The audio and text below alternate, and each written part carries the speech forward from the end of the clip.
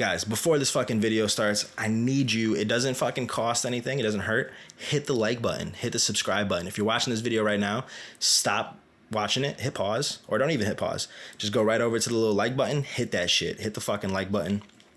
I'm telling you guys, it's gonna help us with this, growing this channel. It's gonna help us continue to do more videos.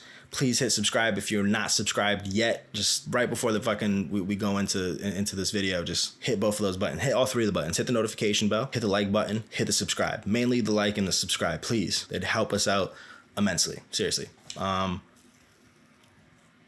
All right, guys, we're here to discuss my favorite movie of 2021. Sorry, I was about to say 2022 or 2020. I don't know why. You know, even like, it's funny. Even in 2021, I was saying 2020. And now I feel like in 2022, I'm going to say 2021. You know what I'm saying? These years have been fucking just flying by, man. You know what I'm saying? Let's get fucking straight to it, dog.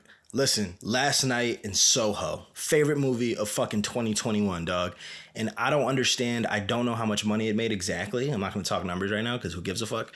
But seriously, guys, obviously an Edgar Wright film, and I'm going to be honest with you, it might be next to Shaun of the Dead, my favorite Edgar Wright. I love Baby Driver and Hot Fuzz and shit like that, but Shaun of the Dead has always kind of still been like my favorite Edgar Wright film throughout the years, but I think Last Night in Soho might have kind of took it. I think from the story, from directing style to the cinematography to everything, the cast and everything, I think it's, I'm going to be serious, I think it's Edgar Wright's masterpiece. I don't know how long he's had this idea for Last Night in Soho, but shit, dude, like, I think it's peak fucking Edgar Wright. And it's like this investigative thriller with a dash of fucking horror. And you know, love me some horror, man. But seriously, dude, I think this is Edgar Wright at his highest of abilities. I think this is Edgar Wright at his peak right now. And listen, I don't want to get into too many spoilers or anything like that. This isn't a spoiler review. This is literally just kind of expressing what I think the best movie of the year is. I don't want to give spoilers just because I don't feel like the amount of people that should have seen this fucking movie have seen it, and I want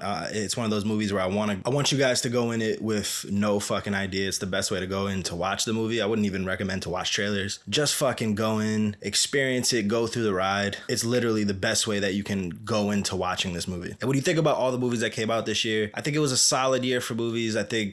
I mean, let's be honest. What I was trying to do like my old top 10 list and try to figure out like, all right, what are my top 10 favorite movies of the year? And when you look back at it, there were some good films this year. There were, in my opinion, there were a lot of okay films this year. I found myself having like a lot of like 6s and 7s when I rated them like 1 through 10. So I think there's a lot of good films this year. And I think there's only like a handful of like great films that came out this year. Just in my opinion, I think it was a solid year for film. When you kind of look back and you think about Black Messiah to start off the year, I was going into it, didn't love the trailers. The trailers really didn't do much for me. And then I sat down and watched the movie and really just kind of got lost in that time period and the history that they were telling and the story that they were telling and the performances that they gave. What else we have that came out this year?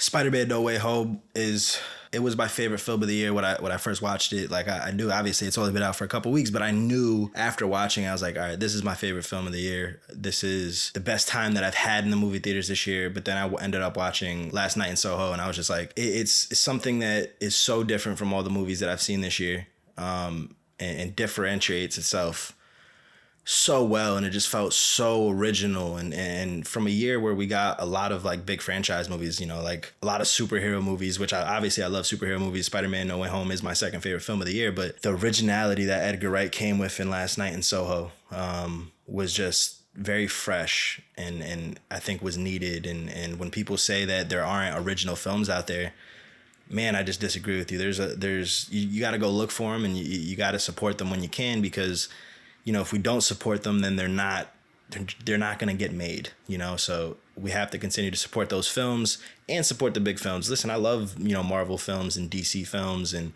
you know, 007, these big franchises and stuff like that. But we also do need to, you know, support independent filmmakers and support maybe smaller filmmakers or smaller movies that don't get these huge, you know, worldwide pushes or advertisement campaigns and things like that. So, you know, I think I think his film was a breath of fresh air, and I think it was very needed in this climate, and especially after coming out of such a dull 2020 where barely any films came out. So I just think, man, just what an experience. You know, the film does such a good job at giving you twists and turns that don't feel forced and feel like they kind of are supposed to be there and go with the story. And the decisions that they decide to make in the movie are decisions that pay off, and they go with the arc, the character arcs, and just the overall arc that they're trying to set. Just a movie for me, man. Definitely a movie for me.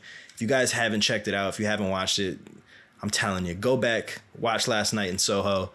It is, again, I haven't gone into really any details about the actual story itself because I want you guys to go watch it with a fresh fucking mind, dude.